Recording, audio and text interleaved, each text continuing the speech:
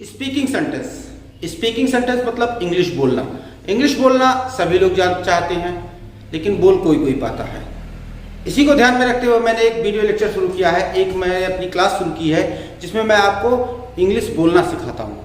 उसमें ऐसे सेंटेंस मैं आपको बताता हूँ जिसे केवल आप मात्र रट कर आप इंग्लिश बोलना सीख सकते हैं। इससे संबंधित वीडियो लेक्चर मेरा एक पहले भी आ चुका है, उम्मीद करता हूँ आपने उसे अभी तक देख लिया होगा। अगर नहीं देखा है तो ऊपर आई बटन पर लिंक है, वहां जाकर देख जरूर लीजिए।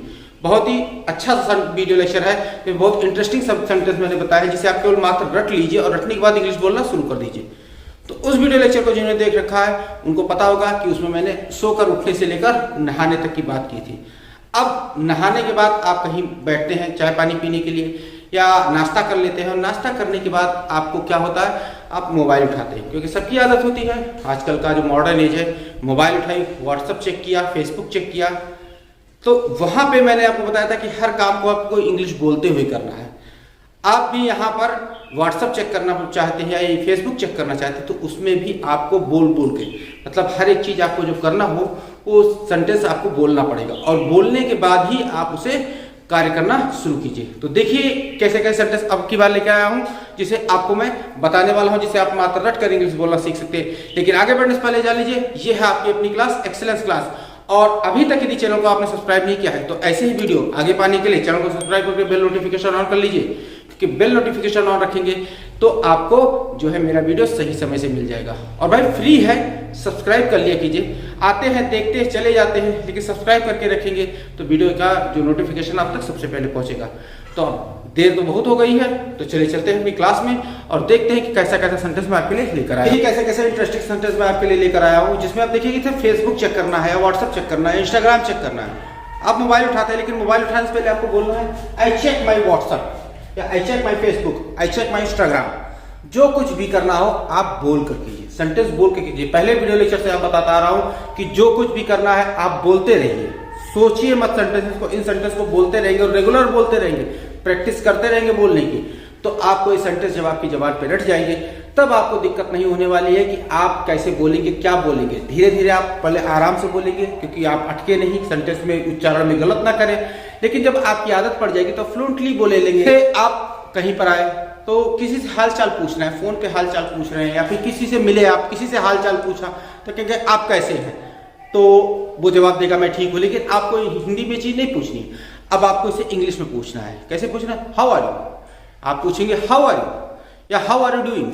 देखिए हाउ आर यू डूइंग, गलत नहीं बोल रहा हूं। हाउ आर यू डूइंग मतलब हाउ आर यू का ही दूसरा रूप है how are you doing. What are you doing नहीं, व्हाट आर यू डूइंग तो आप क्या कर रहे हैं। लेकिन हाउ आर यू आप कैसे हैं, हाउ आर यू डूइंग आप कैसे हैं, व्हाट्सएप आप कैसे हैं। ये तीनों का एक ही रूप है। कुछ भी आप बोल दीजिए, आपकी इच्छा जो कहती है आप बोलिए उसमें, हाउ आर यू या हाउ आर यू डूइंग या व्हाट्सएप। आपको कुछ भी बोलना है, लेकिन आपको हिंदी नहीं बोलना है, आप कैसे हैं। जैसे आपके फ्रेंड आपको मिला तो कहा hey dude how are you या व्हाट्सएप, आप इस तरीके से बोलिए और उसका जवाब आपको मिलेगा। अगर उसी ने आपसे पूछ लिया कि आप कैसे हैं, मतलब उसी ने पूछ लिया हाउ आर यू, तो आपसे चाहे वो जो सेंटेंस है हिंदी में पूछा जाए, चाहे वो सेंटेंस इंग्लिश में पूछा जाए, आपको जवाब इंग्लिश में ही देना है। जैसे क्या देना है, I am fine what about you. इसमें नहीं कहना है जो था कि I am fine thank you नहीं बोलना है। व्हाट अबाउट यू पूछना है उससे कि आप कैसे हैं, आपके बारे में क्या हालचाल है। जैसे क्या आई एम फाइन मैं ठीक हूँ, व्हाट अबाउट यू आपके क्या हालचाल है। ये पूरा सेंटेंस बोलिएगा। किसी के हाउ आर यू का जवाब देने के लिए आपको ये सेंटेंस पूरा बोलना पड़ेगा कि I am fine what about you. Clear. अब आते हैं इसमें, जैसे कोई व्यक्ति आपसे बातें कर रहा है, कोई आदमी अपनी बात समस्या समझा रहा है आपको और आप सुन रहे हैं, तो आप जैसे आपसे बात करता है तो आप कहते नहीं हाँ ये बात सही है, आप ठीक बोल रहे हैं। तो इसी चीज को आपको इंग्लिश में बोलना है। कैसे बोलना है, ट्रू यू आर राइट, मतलब ट्रू बोलिए, चाहे बोलिए यू आर राइट, मतलब उसकी बात का जवाब देने के लिए ये मत कहिए कि आप सही हैं या हाँ ये बात सही है, कुछ नहीं, आप इसे इंग्लिश में बोलना सीखिए। आप बोलिए ट्रू यू आर राइट, यानी सत्य है, आप सही हैं, सत्य है या आप सही हैं, दोनों में से कोई एक चीज बोलिए। या फिर आपको जो इच्छा हो उसमें से आप बोलना शुरू कर दीजिए, लेकिन इंग्लिश में बोलिए जरूर, क्योंकि बोलते रहेंगे तभी प्रैक्टिस होगी तभी इंग्लिश बोलना सीख पाएंगे। क्लियर। अब आता है ओके ऑल राइट आई सी। जैसे किसी से आपसे कोई चीज आपको कोई समझाया जा रहा है, कोई चीज़ आपसे बताई जा रही है कि आपको ऐसे करना है, आपको वैसे करना है, आपको वैसे करना है, आपके सीनियर आपको कोई समझा रहा है, तो आप कहते नहीं हाँ हाँ ठीक है, या ओके ओके कहते हैं। तो ओके कहिए या ऑलराइट कहिए, आईसी कहिए, दोनों तीनों वर्ड एक जैसे हैं। लेकिन अगर आपको बार बार एक ही व्यक्ति कई चीजें समझा रहा है तो हर बार ओके कहना तो अच्छा लगेगा नहीं कि ओके ओके ओके। आप एक बार ओके बोलिए, एक बार ऑलराइट बोलिए, एक बार आईसी बोलिए, या फिर आप ऑलराइट भी बोल सकते हैं, आईसी भी बोल सकते हैं, ओके छोड़ दीजिए, या फिर तीनों को एक साथ बोलिए, या फिर एक को ही बार बार बोलिए, लेकिन एक को बार बार बोलना थोड़ा सा और लगेगा। तो आपको अलग अलग करके हर एक बार बदल बदल के बोलना है। जैसे कि किस ऑर्डर में लिखा हुआ है, पहले ओके लिखा है, फिर ऑलराइट लिखा है, फिर आईसी लिखा है, ये तीनों लिखा है। तीनों को इसी ऑर्डर में बोल सकते हैं, पहले ओके कहिए, फिर ऑलराइट कहिए, फिर आईसी कहिए। क्लियर? अब अगला सेंटेंस आता है रियली इज इट।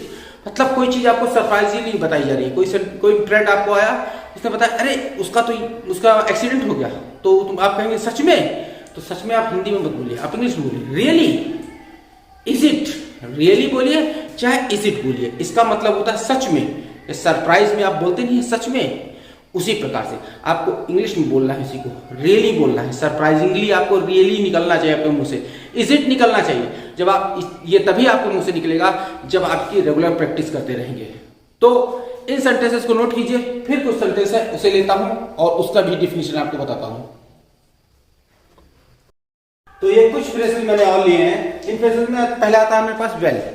वेल एक फिलर का काम करता है, इसमें कोई मीनिंग नहीं होती। जैसे आप कुछ बोलने लगे और कुछ अटक गए हैं, जैसे पूछा कि व्हाट इज योर नेम, या फिर पूछा कि what are you doing, what are you doing. तो अब सोचने में, जैसे आपको इंग्लिश में जवाब देना है तो आप सोचिए वेल आई एम टीचिंग। मतलब इसमें वेल बोलने के बाद आपको थोड़ा सा समय सोचने का मिल जाता है कि आपको जो कुछ बोलना है वो एक प्रॉपर ऑर्डर में आप सोच सकते हैं कि क्या चीज मुझे बोलना चाहता हूँ। आप हिंदी में भी बोल सकते हैं कि से पूछा कि आप क्या कर रहे हैं, तो वेल मैं इस समय पढ़ा रहा हूँ, वेल मैं इस समय पढ़ रहा हूँ। या फिर पूछा आप कहाँ जा रहे हैं, तो पूछा well I am going to market, या फिर कहा वेल मैं बाजार जा रहा हूँ। तो आप वेल जो वर्ड है एक फिलर का काम करता है, एक फिलर वर्ड होता है जिसमें आपको वो फिलर गैप फिल करता है, जो आप तो किसी प्रश्न का उत्तर देने में सोचने में समय गंवाते हैं, सोचने में जो टाइम देते हैं उस टाइम को गैप को भरता है वेल। और आप कोशिश कीजिए कि आप वेल जो वर्ड है ये अक्सर आपके मुंह से निकलना शुरू हो जाए। ये तभी निकलेगा जब आप इसकी प्रैक्टिस करते रहेंगे। ये नहीं कि हर सेंटेंस हर उत्तर देते समय आपको वेल बोलना जरूरी है। बस आपको वेल उसी सेंटेंस के साथ बोलना है जिसमें आपको थोड़ा सा सोचना पड़े। तो सोचने के लिए आप वेल का यूज कीजिए और कोशिश कीजिए कि दिन भर में कम से कम 20-25 बार आपके मुंह से वेल वर्ड निकले। वेल एक फिलर का काम करता है, फिलर किसी भी टाइम गैप को फिल करता है। जैसे कहा गया कि आप क्या कर रहे थे, आप क्या कर रहे थे, तो आप सोचेंगे कि क्या मैं बताऊं, से कोई चीज बताने वाली होती है, कोई चीज नहीं बताने वाली होती है। जैसे आप मूवी देख रहे थे, आपके पापा ने पूछा क्या कर रहे थे, तो आप पापा को डायरेक्ट बता नहीं सकते कि स्टडी टाइम पे मूवी देख रहा था। तो कहेंगे पापा वेल आई एम स्टडी, तो आप पढ़ तो रहे नहीं थे, तो पूछा क्या पढ़ रहे थे, तो कहेंगे कहना आपके उसी में टाइम गैप को सोचने में समय लगे। वेल मैं इतिहास पढ़ रहा था। अब इसमें जो वेल वर्ड था ये आपको वेल बोलने के बाद आपको एक सोचने का टाइम दे देता है कि आप जो आगे के सेंटेंस है उसे सोच कर बोलिए। इसका मतलब मैं नहीं कह रहा हूं कि झूठ बोलने के लिए वेल का यूज किया जाता है। बहुत सारे लोग सोच के ना बैठ जाए कि झूठ बोलना हो तो सोचना पड़ता, तो उसके बीच में फिलर डाल देते हैं वेल। आप नॉर्मल सेंटेंस बोलने के लिए भी वेल का यूज कर सकते हैं। दिन में 20-25 बार का वेल का यूज कीजिए और धीरे धीरे करके आपकी जबान पे आ जाएगा। तो आप अगर बोलते समय वेल वर्ड यूज से सेंटेंस शुरू करते हैं तो एक सामने वाले पे इंप्रेशन जमता है कि शायद इसे इंग्लिश मतलब बोलना ठीक से आता है। क्लियर? अब दूसरा वर्ड हमारे सामने आ जाता है इवन। इवन का मतलब होता है भी के अर्थ के लिए इवन का यूज किया जाता है। जैसे कहा गया कि आपका फ्रेंड आपके पास बैठा हुआ है, उसने कहा मुझे इतिहास पढ़ना पसंद है, तो आप वहां भी बोल सकते हैं कि इवन मुझे भी इतिहास पढ़ना पसंद है। मतलब यहां भी दोबारा शब्द हिंदी में आया तो उसका मतलब ये नहीं कि इवन आपने पहले लगा दिया इसलिए सेंटेंस के बीच में आपको भी नहीं लगाना है, आप लगा सकते हैं। लेकिन इवन जो वर्ड होता है ये एक जो भी वर्ड के लिए यूज किया था, जहां पे आपको उसे सामने वाले का जो कार्य है आप भी अगर उसे करते हैं तो आप भी शब्द का यूज कर सकते हैं। जैसे कहा गया कि मैं बाजार जा रहा हूं, तो आप कहेंगे इवन मुझे भी बाजार जाना है, क्या मैं आपके साथ चल सकता हूं? तो इवन वर्ड जो लगाया गया ये भी के लिए लगाया गया, इसका मतलब नहीं कि आप बाकी सेंटेंस में भी का यूज ना कीजिए। अगर आ रहा है तो आप यूज कीजिए। कहा गया कि अब उसने कहा इंग्लिश में आपको बोलना है even I want also going to market, मैं भी बाजार जा रहा हूं। क्लियर? तो इवन का वर्ड वही यूज कीजिए जहां पे आपको भी शब्द के लिए करना पड़े, मतलब सेम कार्य जो आपका सामने वाला बोल रहा है वही चीज आपके सामने आ जाए। जैसे कहा गया कि आपके पास कोई एक मोबाइल है, मोबाइल एक पर्टिकुलर कंपनी का है, किसी कंपनी का नाम नहीं लूंगा, तो उसने कहा कि मेरे पास ये मोबाइल है, तो आप कहा कि इवन मेरे पास भी यही मोबाइल है। तो यहां पे आपको ये जान लिखिएगा कि इवन वर्ड भी शब्द के लिए यूज किया जाता है। क्लियर? अगला वर्ड आता है यस या या। यस या इसका अर्थ होता है हाँ। जैसे किसी को बुलाया गया कि हे कमल सुनो ना जरा, तो आप कहेंगे यस, या हाँ बोलते हैं, हाँ ना बोलिए, यस बोलिए या बोलिए, या आई एम कमिंग। जैसे कहा कि यहाँ आना, या आई एम कमिंग, हाँ मैं आ रहा हूं, या फिर या मैं आ रहा हूं। तो आप इसको वर्ड को थोड़ा सा हिंदी के साथ इंग्लिश को मिक्सअप करके बोलना शुरू कीजिए, सामने वाले पे आप अच्छा इंप्रेशन जमाएंगे। कुछ जो वर्ड है जो छोटे छोटे वर्ड है, जैसे मैं बता रहा हूँ वेल, इवन, यस या, इन सबको आप हिंदी सेंटेंस में मिक्सअप करना शुरू कीजिए।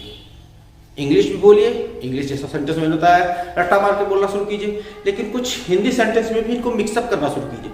मिक्सअप करने से देखते नहीं मूवी में कि आधे शब्द जो है हिंदी बोले जाते हैं, आधे शब्द इंग्लिश में बोले जाते हैं, लेकिन इंप्रेशन उसका बहुत अच्छा आता है। तो आप हिंदी के साथ इंग्लिश को मिक्सअप करना शुरू कीजिए, अच्छा इंप्रेशन आएगा। अगला वर्ड हम लेते हैं nothing as such. Nothing as such का मतलब ऐसा कुछ भी नहीं है। ऐसा कुछ भी नहीं मतलब जैसे कहा गया कि आप उससे बातें नहीं करते हैं, क्या आप उससे नाराज हैं? तो आप कहेंगे नहीं ऐसा कोई बात नहीं, ऐसी कोई बात नहीं। तो आप इसको इंग्लिश में बोलिए नथिंग एज सच, ऐसी कोई बात नहीं है कि मैं उससे नाराज हूं। या फिर कहा आपने पढ़ना छोड़ दिया है, क्या आपकी पढ़ाई पूरी हो गई है? तो नथिंग एज सच, ऐसी कोई बात नहीं, मेरी पढ़ाई भी चल रही है, बस अभी कुछ दिन के लिए मैंने गैप लिया हुआ है। नथिंग एज सच का मतलब है ऐसा कुछ भी नहीं है, ऐसी कोई बात नहीं है। जब ये शब्द आपको हिंदी में बोलना हो तो हिंदी बजाय आपको इंग्लिश में बोलिए नथिंग एज सच। क्लियर? अब आ जाते हैं कि जैसे आप किसी के सामने बैठे हो, किसी घर पे पहुंचे या फिर किसी जगह पहुंच गए और किसी को उदास बैठा देख लिया, किसी को उदास बैठा देख लिया, सोच विचार में बैठा देख लिया, तो आप उससे पूछेंगे क्या हुआ? तो आप क्या ना पूछिए, इसको हिंदी मत पूछिए, इसको इंग्लिश में पूछिए। क्या पूछेंगे? व्हाट हैपेंड, क्या हुआ? या फिर एनी प्रॉब्लम, कोई समस्या है, कोई दिक्कत है, या फिर व्हाट्स रॉन्ग, क्या गलत हो गया आपके साथ। मतलब आप इसको इंग्लिश में पूछिए कि व्हाट हैपेंड, व्हाट्स रॉन्ग या एनी प्रॉब्लम, कोई एक तीनों में से कोई कुछ भी पूछा जा सकता है, कोई दिक्कत नहीं। आपको जो इच्छा हो वो फ्रेज अपने मुंह से निकालिए, उससे पूछिए, लेकिन हिंदी में मत पूछिए, क्योंकि आपको इंग्लिश बोलना सीखना है। और मैं ये कह रहा हूँ हिंदी मत बोलिए, मतलब इसका हिंदी छोड़ने का मतलब नहीं कह रहा हूँ।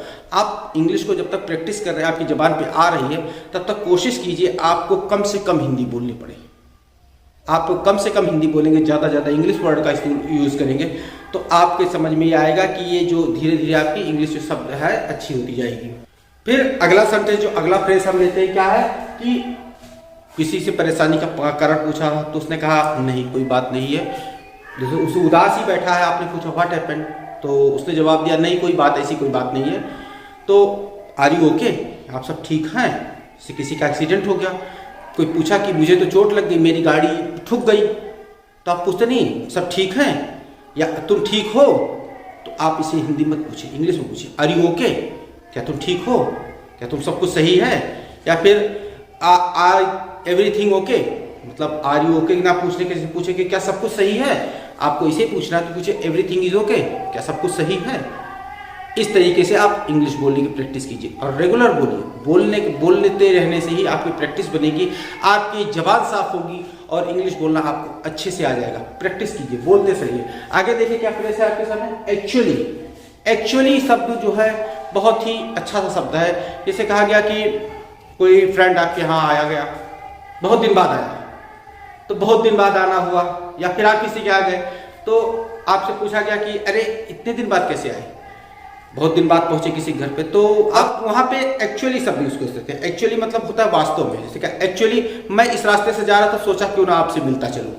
तो एक्चुअली वर्ड आपने कई सारी जगहों पे देखा होगा, बहुत सारी मूवीज देखते होंगे, बहुत सारे टीवी सीरियल्स देखते होंगे, उसमें एक्चुअली शब्द ज्यादा यूज किया जाता है। एक्चुअली का मतलब होता है वास्तव में या फिर दरअसल।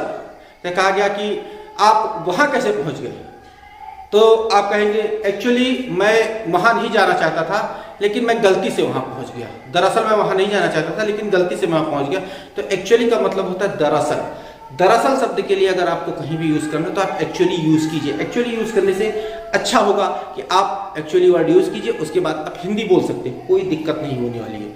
जो दरअसल शब्द यूज़ किया, दरअसल की जगह एक्चुअली यूज़ कीजिए, बाकी हिंदी बोल दीजिए, कोई परेशानी नहीं होगी। आराम से आप इंग्लिश बोलना सीख जाएंगे और एक्चुअली वर्ड आपके माइंड जुबान की जब रट जाएगा तब आप कोशिश कीजिए बाकी के फ्रेज को इंग्लिश में बोलने की। क्लियर? तो चलिए इन फ्रेज को नोट कर लीजिए, फिर इसके बाद कुछ और फ्रेज है उसे लेता हूं मैं। अब अगला फ्रेज आपके सामने था ऑल्दो। ऑल्दो का मतलब होता है वैसे तो। वैसे तो जैसे कहा गया कि आपने उसे क्यों पीट दिया, तो आप कहेंगे ऑल्दो मैं उसे पीटना नहीं चाहता था लेकिन उसने काम ही ऐसा किया। वैसे तो मैं उसे पीटना नहीं चाहता था लेकिन उसने काम ही ऐसा किया। तो वैसे तो शब्द के लिए आपको ऑल्दो यूज करना है। जैसे आप उधर जा रहे थे, इधर कहाँ आके पहुंच गए, तो ऑल्दो कहेंगे आप वहां पे। ऑल्दो कहेंगे वैसे तो मैं इधर नहीं आना चाहता था लेकिन गलती से आ गया। तो ऑल्दो शब्द वैसे तो के लिए यूज किया जाएगा। अगर सेंटेंस पे आपको कहीं भी वैसे तो लगाना है तो आप ऑल्दो लगाइए। ऑल्दो के बाद बाकी सेंटेंस अगर आप हिंदी में भी बोलते हैं तो कोई परेशानी होने वाली आपके लिए, आराम से आपको सामने वाला समझ सकता है कि आप इंग्लिश बोलना अच्छे से जानते हैं, तभी आपने वहां पर ऐसे वर्ड को यूज किया। तो आप वैसे तो शब्द के लिए ऑल्दो का यूज कीजिए। क्लियर? अब आता है अगला शब्द है हमारे पास एनीवे। एनीवे मतलब होता है खैर छोड़ो। किसी विषय पर चर्चा बनी हुई है और चर्चा लंबी होती जा रही है। हो सकता है कोई चर्चा बात करते करते, देखते नहीं है, बातें करते करते लड़ाई झगड़े हो जाते हैं, तो कहते नहीं खैर छोड़ो उसको। कोई बात करते खैर छोड़ो, आप कल कहाँ कहाँ घूमने गए, तो आप खैर छोड़ो शब्द के लिए आप वहां पे हिंदी में बोले, आप बोलिए कि एनीवे कल आप कहाँ घूमने गए थे। तो आपके सामने जो सामने वाला बात करने वाला होगा वो क्या करेगा, वो पुरानी बात, वो जो पीछे बात चल रही थी उसे छोड़ देगा और आपके नए सवाल का जवाब देगा। मतलब आप वहां पे खैर छोड़ो शब्द के लिए एनीवे का यूज कीजिए। क्लियर? अगला शब्द आता है एक्सक्यूज मी। बहुत सारे लोगों ने सुना होगा एक्सक्यूज मी, हमेशा सुनने में आता होगा एक्सक्यूज मी, पैराडान, ये सॉरी। इसका यूज कहाँ किया जाता है? देखा है, याद है, किसी दो लोगों को बात कर रहे हैं, अगर उसके बीच में आप इंटरप्ट करने पहुंच गए, किसी को डिस्टर्ब करना है, किसी से बात करनी है, तो आप कहेंगे एक्सक्यूज मी। वहां पे जाके कहेंगे, दोनों लोग बात करना बंद कर देंगे, आपकी बात सुनना चाहेंगे। या फिर आप एक्सक्यूज मी ना कहना चाहें, पार्डन कह सकते हैं, सॉरी कह सकते हैं।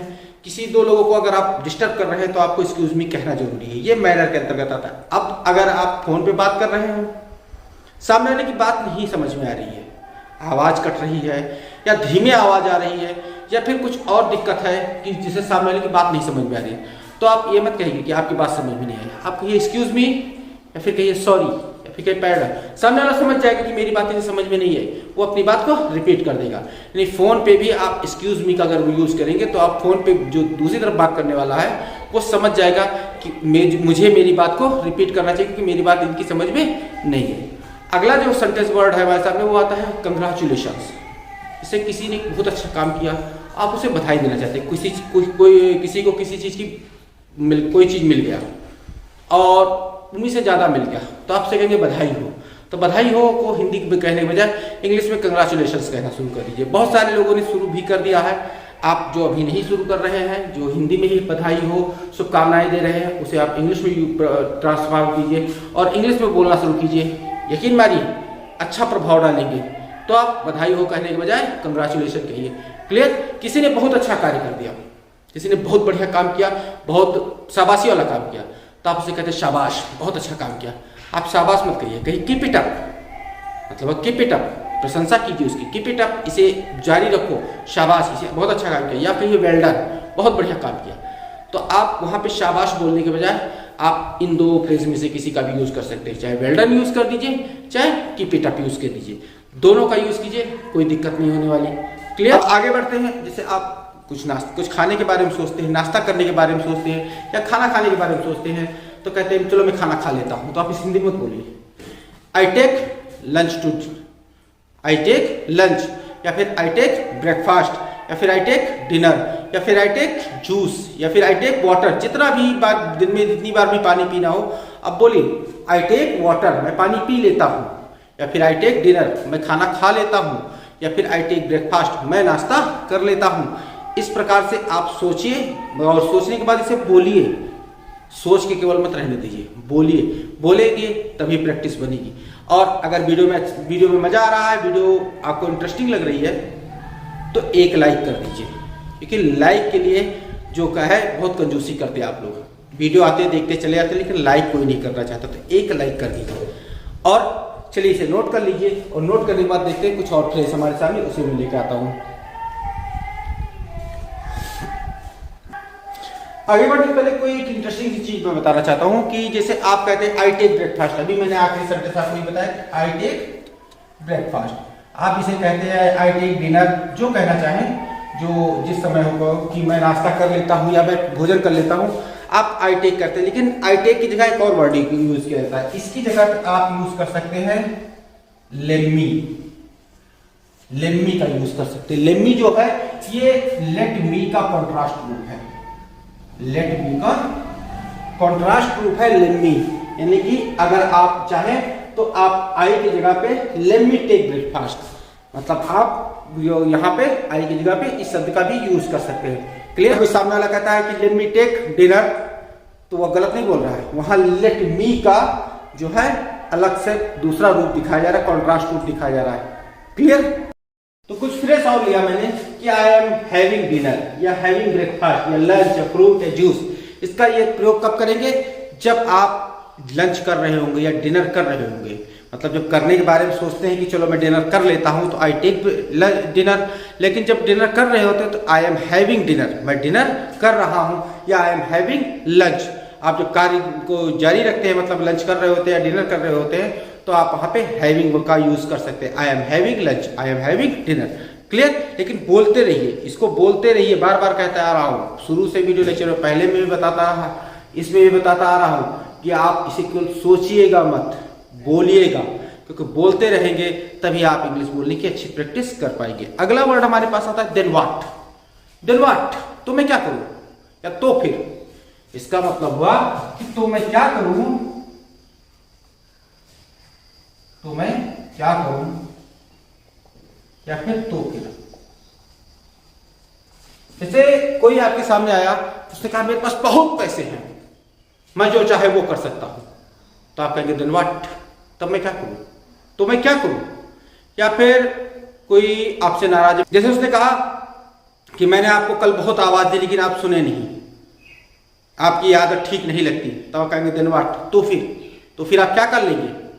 थोड़ा सा ये रूडली वर्ड है, थोड़ा सा आपको जो रूड वर्ड बनाता है ये वर्ड देन व्हाट, तो मैं क्या करूं या तो फिर। क्लियर? तो आपको ये वर्ड यूज नहीं करना है, क्योंकि ये वर्ड आपका जो है थोड़ा सा आपको रूड बनाएगा, लोगों से आपको काटेगा। लेकिन जान के रखिए कि कहीं पर अगर आपको ऐसे शब्द का प्रयोग करना हो, तो फिर या तो मैं क्या करूं, तो आप देन व्हाट का यूज कीजिए, लेकिन कोशिश कीजिएगा इस शब्द को कम से कम प्रयोग करने की, सीख लीजिए। लेकिन अभी तक मैं बता रहा था रोज बोलते रहिए, रोज बोलते रहिए, लेकिन इस शब्द को, इस फ्रेज को मैं कहूंगा कम बोलिए, कम से कम बोलिए। बस याद रखिए कि इस चीज को मुझे कहीं जरूरत पड़ने पर बोलना है, सबसे मत बोलते रहिएगा, अदरवाइज सबसे आप कट जाएंगे और फिर आप अकेले पड़ जाएंगे। क्लियर? फिर आता है कि हाउ टू डू इट, इसे कैसे किया जाए। मतलब कोई काम करने के लिए कहा गया, आप क्लास में बैठे, टीचर ने कहा चलो सॉल्व करो क्वेश्चन को, तो कहेंगे इसे मैं कैसे करूं, आप जानते नहीं है, इसे मैं कैसे करूं, तो इंग्लिश में बोलिए हाउ टू डू इट, इसे कैसे किया जाए। टीचर से पूछेंगे हाउ टू डू इट, इसे कैसे किया जाए, टीचर बताएंगे कि आपको कैसे करना है। या फिर घर पे आप कोई काम कर रहे हैं, आपके पापा ने कहा चलो इसे करके लाओ, आप नहीं जानते, तो उसे कहिए हाउ टू डू इट, पापा कहेंगे क्या, तब आप हिंदी बोलिए कि इसे आप कैसे कर रहे हैं। लेकिन सबसे पहले आपको इंग्लिश में ही बोलना है कि इसे कैसे किया जाए, how to do it. Clear? फिर आ जाता है कि आपका सामान, जैसे कहा गया कि आपका मोबाइल कहाँ पे है, तो आप कहेंगे where is my mobile phone, मेरा फोन कहाँ पे है, वेयर इज माय मोबाइल। या फिर कोई सामान है जो सार्वजनिक रूप में सबका यूज होता है, तो आप कहेंगे where is the soap, where is the car, where is the comb. इसे इस तरीके से कहा जाता है कि जो सार्वजनिक होगा उसके पहले दा लगाइए, जो आपका पर्सनल होगा उसके पहले आप माई लगाइए, लेकिन लगाइए वेयर इज माई मोबाइल या फिर where is the car. Clear? अगला जो हमारे सामने आता है कि I am looking at the mirror, मैं शीशे में देख रहा हूं। I am looking at the mirror, मैं शीशे में देख रहा हूं, तो यहाँ पे मे के लिए आपको एट का यूज करना है। क्यों करना है? ग्रामर में प्रीपोजिशन क्लास जाकर देख सकते हैं कि उसमें बताया कि मे के लिए एट का यूज आपको क्यों करना है। फिलहाल यहाँ पे ग्रामर का रूल डाला तो वीडियो बहुत लंबा खींच जाएगा। बस इतना जान लीजिए कि मैं शीशे में देख रहा हूँ, उसके लिए आप लुकिंग एट द मिरर डालिए। क्लियर। फिर I am combing my hair, मैं अपने बाल में कंघी कर रहा हूँ। I am combing my hair, यहाँ पे देखिए बी लिखा हुआ है लेकिन बी को यहाँ साइलेंट किया जाएगा। I am combing my hair, मैं अपने बाल कंघी कर रहा हूँ। क्लियर। जैसा बोल रहा हूँ वैसा रखिए, वैसा याद कीजिए, आप आराम से इंग्लिश बोलना शुरू कर देंगे। तो चलिए इसे नोट कर लीजिए, फिर आगे कुछ फ्रेज है उसे नोट लेता हूँ मैं। तो चलिए कुछ फ्रेज और लिया हमने। लीव इट या लेट इट बी, इसका मतलब ये हुआ कि कोई बात किसी के मन को लग गई हो, बार बार उसे वो दोहरा रहा है कि उसने मुझे ऐसा कहा, उसने मुझे ऐसा कहा, और आप उसके साथ हैं तो कहेंगे छोड़ो भी, काहे उसको बार बार मन में ला रहे हो, कह दिया होगा कह दिया होगा, तो आप उसे इंग्लिश में छोड़ो भी शब्द को इंग्लिश में कहिए। लीव इट, छोड़ो यार इसे, छोड़ो भी। तो लीव इट या लेट इट बी, यानी छोड़ो भी या छोड़ दो इसे, तो लेट इट बी कहिए या लीव इट कहिए। क्लियर। अब फिर कहा जाता है कि कोई फोन कर रहा है तो आपने उसे मैसेज किया कि I will call you later या I will text you later, मैं तुम्हें बाद में फोन करता हूँ या तुम्हें बाद में मैसेज करता हूँ। I will call you later या I will text you later, या फिर कहा गया I will text you at 10:40 या I will call you at 10:40। तो यहाँ पे देखिए कि समय के साथ आपको एट का यूज करना है। क्लियर। अब वहीं पे वही चीज अगर आती है दिन के नाम के साथ, किसी भी दिन, Monday, Sunday, Tuesday, Wednesday, Thursday, कुछ भी आ रहा हो, कोई भी दिन आ रहा हो, दिन के ऑर्डर में जाइए, मैंने कई सारे बिना ऑर्डर के ही बोल दिए हैं, तो दिन के ऑर्डर में जाइए, दिन का कोई भी नाम अगर आ रहा है, सातों दिन में से किसी का नाम आ रहा है, तो सबसे पहले ऑन का यूज कीजिए। क्लियर। कि I will call you on Monday या I will text you on Monday, या फिर कोई भी दिन आप वहां पे लिख सकते हैं। क्लियर। अब वहीं पे अगर कोई आ रहा है, आज मैं आपको फोन करूंगा या फिर अगले हफ्ते फोन करूंगा या मैं आपको कल फोन करूंगा या मैं आपको परसों फोन करूंगा या मैसेज करूंगा, तो I will call you today या I will call you tomorrow या फिर I will call you next week या I will call you next month. तो इस तरीके से आप वहां पे जो है अपने जो सेंटेंस है इसको आप इंग्लिश में बोल कर प्रयास कीजिए, इसको बोलना सीखिए, सोचना नहीं, बोलना सीखिए। बार बार कह रहा हूं, बोलते हैं। अब जो आखिरी सेंटेंस है हमारे वीडियो लेक्चर का आज का, ये है कि आर यू मैड और व्हाट।